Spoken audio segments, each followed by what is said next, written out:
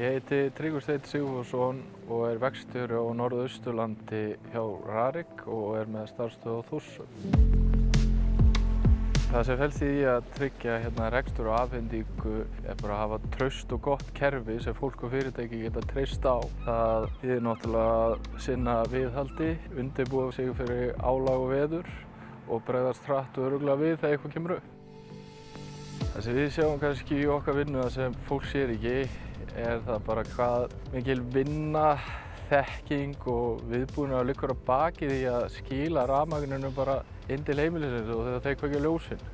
Vinnuálag okkar tengist náttúrulega bara lífsgæðars beint með því að ef grunnstoðin er sterk þá getur bara samfélag vaxið.